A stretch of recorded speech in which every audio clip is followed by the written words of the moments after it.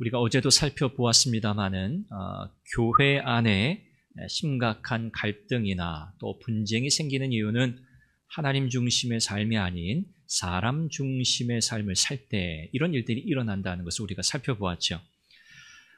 바울은 이 사람 중심의 삶을 살아가고 있는, 신앙 삶을 살아가고 있는 이 고린도 교회를 향해서 대단히 비장한 그런 마음으로 메시지를 전하고 있습니다. 결국 이 문제가 해결되지 않으면 교회도 그렇거니와 개개인의 성도의 신앙의 삶에도 큰 의미가 없다는 것이죠. 이 고린도 교회 안에 분쟁이 일어난 이유를 우리는 이미 살펴보았습니다.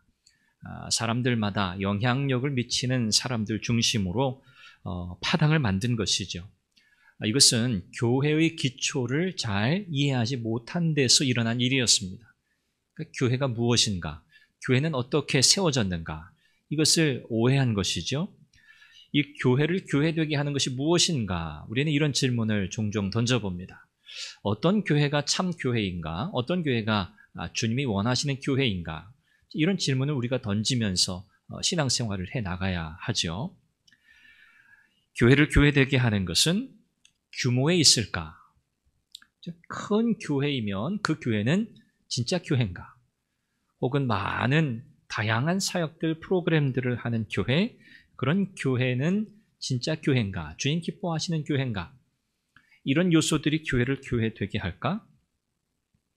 또 말의 지혜와 논리, 언변, 이런 것들이 풍부하면 교회가 교회다워지는 걸까? 이런 질문을 우리는 던져볼 수 있습니다. 그러나 성경을 통해서 우리가 깨닫게 되고 배우게 되는 것, 그것은 뭐죠? 교회를 교회되게 하는 것은 그러한 것들이 아니라는 거죠. 교회의 능력이 어디에 있는가? 이것은 사람에게 있지 않고, 규모에 있지 않고, 어떤 다양한 프로그램들에 있지 않고 오직 예수 그리스도에게 있다라고 성경은 말씀합니다. 이것이 교회의 기초이죠. 교회의 능력이죠. 우리의 신앙생활의 모든 근거는 바로 예수 그리스도, 그분이십니다. 그래서 우리의 신앙생활을 예수 그리스도에 대한 분명한 신앙 고백 위에서 우리는 해야 하는 거죠.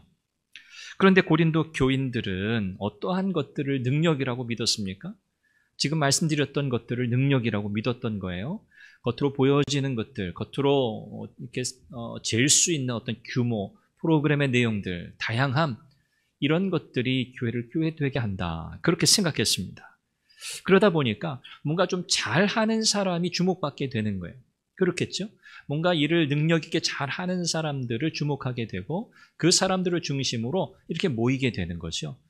그래서 그 사람들을 자연스럽게 이렇게 하나의 모임으로, 하나의 그룹으로 형성하게 되는 그런 일들이 일어나게 됩니다. 그런데 뭐 사람들이 다 그렇죠. 누구나 다 좋아하는 사람이 있을까? 뭐 어떤 사람들은 좋아해도 또 어떤 사람들은 좋아하지 않을 수도 있어요. 나와 조금 성향이 다르다, 그렇게 생각할 수도 있죠. 또 내 생각과 다르다, 뭐 그렇게 생각할 수도 있어요. 그러다 보니까 이 고린도 교회 안에 나름대로 내가 생각할 때 이 사람이 능력자구나 하는 사람을 중심으로 이렇게 파당이 생기게 되었던 거죠. 이것이 교회의 분쟁, 갈등을 일으키는 원인이 되었습니다. 사도 바울은 교회의 기초는 예수 그리스도이시다라는 것을 분명하게 증거하면서 우리의 신앙생활을 다시 한번 생각해 보게 합니다. 우리의 신앙생활은 예수님께서 말씀하셨던 것처럼 집을 세우는 것과 같습니다. 마태복음 7장에 보면 우리 주님께서 집을 세우는 자의 이 비유를 통해서 말씀하시죠. 집을 잘 지어야 한다는 거예요. 집을 잘 지어야 한다. 믿음을 잘 세워야 한다는 말이겠죠. 그러면서 집을 잘 짓는 지혜로운 사람을 소개합니다.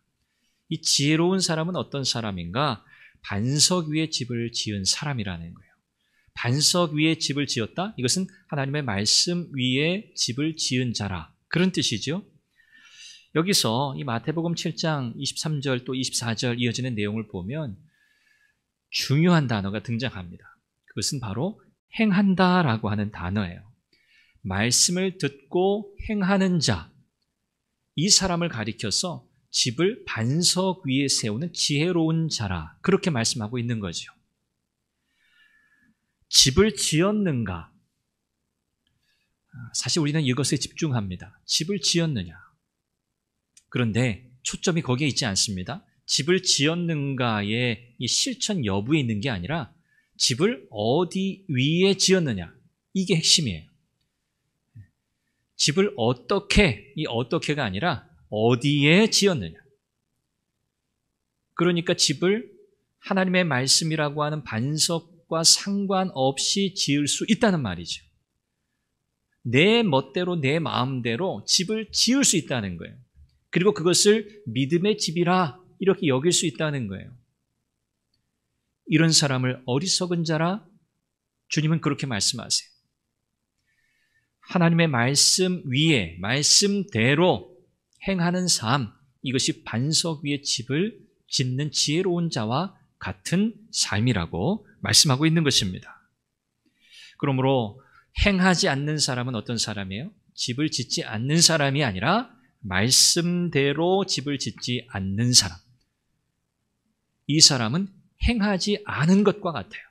집을 짓지 않은 것과 똑같다는 말이죠. 우리가 신앙생활하면서 주의해야 할 것들을 몇 가지 우리가 생각해 볼 수 있지요. 그 가운데 율법주의적 사고가 굉장히 위험합니다. 이런 거예요. 나 열심히 했다는 거예요. 열심히 했다는 거죠. 굉장히 열심히 했습니다. 나만큼 열심히 한 사람이 있을까요? 이게 뭐가 되는 거예요? 자기의가 되는 거예요. 자기의, 자기 자랑이 되는 거예요. 내가 열심히 했다는 거죠. 열심히 해야죠. 열심히 하는 것이 당연한 일이죠. 그런데 열심히 하기만 하면 되는 게 아니에요. 열심히 하기만 하면 되는 게 아니에요. 성경은 항상 무엇을 같이 말해요? 방향. 우리의 신앙생활은 방향이 있어야 돼요. 분명한 목적이 있다는 거죠. 이런 향방 없이 신앙생활을 할 수 없습니다. 그래서 성경은 늘 무엇을 강조해요? 어떻게 했느냐, 이것도 중요해요. 필요한 요소예요. 그러나 이것만은 안 돼요. 무엇이 포함되어야 합니까? 어디에, 어떻게, 열심 있어야죠. 그리고 어디, 방향이 분명히 있어야 돼요. 근거가 있어야 돼요. 결국 말씀에 순종하느냐의 여부가 신앙생활의 기준이 되어야 한다는 거예요. 말씀의 순종. 이것이 제일 중요한 성도의 삶의 신앙생활의 기초입니다. 이거 우리가 모르지 않습니다. 우리가 너무나 잘 알고 있는 말씀이에요. 그러나 우리가 또 한 번 되짚어보고 또 분명히 하고 올 한 해 우리의 신앙의 여정을 갈 수 있기를 바랍니다. 대부분 우리가 잘 몰라서 못하는 것보다는 알지만 우리가 실천되지 않아서, 이것이 잘 우리의 삶 속에서 적용되지 않아서 참 힘든 거잖아요.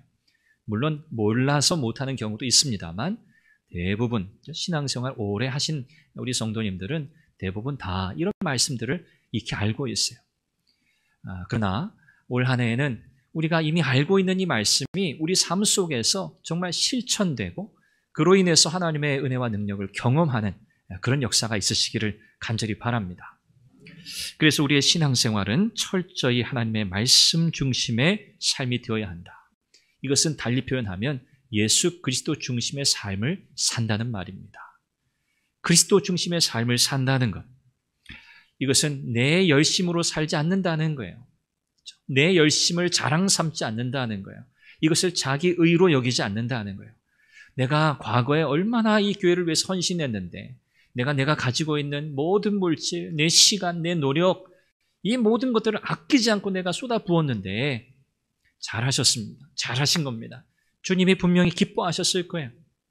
그런데 그것이 오늘 나의 현재, 오늘 나의 신앙의 삶에 이것이 자랑거리, 자기 의가 되어서 내 믿음이 앞으로 나아가는 일에 있어서 주님이 내 신앙의 삶에, 내 인생의 주인 되어 다스리시는 삶을 내가 살아가는 그 일에 있어서 내 발목을 붙든다든지, 자꾸만 과거의 영광에 집착하게 된다든지, 이렇게 될 때는 우리의 신앙생활이 이거 뭔가 문제가 생긴 거예요. 어렵습니다, 사실. 어려워요. 저도 그런 생각 가끔씩 하곤 해요. 제가 이제 막 교육전도사를 시작하고 교회 사역을 시작하면서 그때는 정말 이것저것 생각하지 않죠. 정말 기쁘기도 하고 즐겁기도 했죠. 그때는 소위 물불 가리지 않는다 그런 표현 하잖아요. 몸이 얼마나 피곤해도 그게 그렇게 힘들고 어렵다 그렇게 여겨지지 않았던 것 같아요. 근데 나중에 생각해 보면 그때 내가 참 열심히 했지. 그때 정말 몸을 불사르듯이 내가 했었지. 내가 쓰러질 정도까지 내가 그렇게 교회를 섬긴 적이 있었지. 그런 생각을 가끔씩 하곤 해요. 그것이 오늘의 자랑거리, 그것이 오늘 나의 의, 이런 것으로 삼고 사는 것은 아닙니다만, 이런 생각들을 종종 하게 되면서 스스로 뭔가 좀 이렇게 우쭐해지고, 내가 그런 사람이었지, 이런 생각을 하게 되거든요. 사도 바울은 철저히 교회의 기초가 예수 그리스도시고, 이것은 내 열심이 아닌 오직 하나님의 은혜로 내가 그렇게 할 수 있었다고 하는 이 고백 가운데 살아가는 것임을 다시 일깨워주고 있어요. 그래서 마태복음 그 7장 23절 24절 말씀에 보면 말씀대로 행하지 않고 말씀대로 믿음의 집을 짓지 않고 제 멋대로 집을 짓는 사람을 가리켜서 우리 주님이 불법을 행하는 자 그렇게 표현했어요. 불법을 행하는 자. 그러면서 뭐라고 하시죠? 도무지 내가 너를 알지 못하겠다 그러셨어요. 여러분 굉장히 두려운 말씀 아닙니까? 모르시겠다는 거예요. 우리가 그렇게 열심히 봉사했는데요. 그렇게 섬겼는데요. 그런데 주님이 너 불법을 행한 자야. 그건 너 열심으로 한 거야. 그건 내 멋대로 한 거야. 난 너가 누군지 도무지 모르겠어. 라고 말씀하신다면 여러분 이거 낭패 아닙니까? 낭패. 우리가 인생의 마지막 순간에 주님 앞에 섰을 때 주님이 도무지 내가 널 모르겠어. 여러분 돌이킬 수 없는 거지. 우리 중에 누가 자격이 되어서 떳떳하게 주님 앞에 부름받은 분들이 있습니까? 없죠. 아무도 없습니다. 자격이 있고 떳떳하고 그래 그렇구나. 내가 너를 택할 수밖에 없구나. 여러분 그런 사람은 아무도 없어요. 모두가 예수 그리스도 십자가의 공로로 죄사함 받고요. 하나님의 자녀된 거예요. 은혜로 하나님의 자녀되었습니다. 절대적으로 내 공로는 아무것도 없어요. 나의 열심은 아무것도 없어요. 우리는 다 은혜로 하나님의 자녀되었고 우리 그리스도, 우리 주님의 종으로 부름받았습니다. 그러므로 우리의 신앙생활과 우리 교회 공동체의 모든 삶은 우리 주 예수 그리스도 그분 중심, 그분을 닮아가는 삶이어야 할 줄로 믿습니다. 자꾸 다른 것을 여기에 보태지 않기를 바랍니다. 다른 조건들을 자꾸 내걸고 여기에 율법주의적인 이런 짐들을 덧붙이는 그런 잘못을 우리가 범하지 않기를 바랍니다. 우리 인생에는 영원히 남는 것이 있고 또 사라질 것이 있습니다. 무엇이 남을까요? 예수 그리스도 그분을 중심으로 살아가는 신앙의 삶, 절대적으로 하나님의 은혜에 붙들리고 사로잡혀서 살아가는 삶을 통해 맺어진 열매, 그 수고, 그 헌신은요 영원히 남을 것입니다. 그러나 내 욕심, 내 야망, 내 생각만 가지고 살아가는 삶, 그것들로 인해 얻어진 삶의 결과들, 이런 것들은 이 땅에서는 좀 누릴 수 있을지 모르지만 그것은 영원하지 않습니다. 그것은 결국 사라지고 말 것입니다. 2024년 저와 여러분들의 신앙생활이 또 여러분들의 섬김과 또 헌신과 순종의 삶이 예수 그리스도 그분 위에 세워지기를 바랍니다.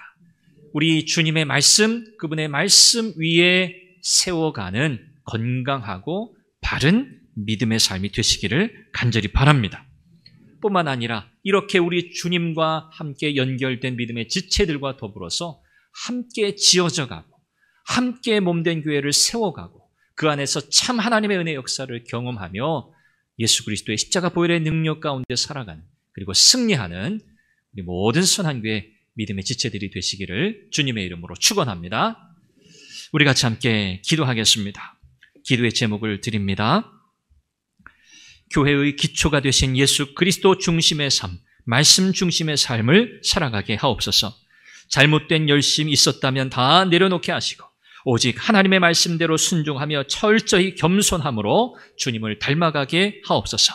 믿음의 지체들과 더불어 주님을 더욱 닮아가며 주님이 기뻐하시는 교회를 세워가게 하옵소서. 이 제목을 가지고 기도하기를 원합니다. 또한 교회를 위해서, 또 우리 교회 성도들을 위해서, 자녀들을 위해서, 다음 세대를 위해서, 또 연약한 자들을 위해서, 나라와 민족을 위해서 여러분의 개인적인 기도의 제목들을 놓고 우리 하나님 앞에 간절히 나아가기를 원합니다. 이 시간 주의 이름을 간절히 한번 부르고 통성으로 기도하다가 돌아가시길 바랍니다. 기도합니다.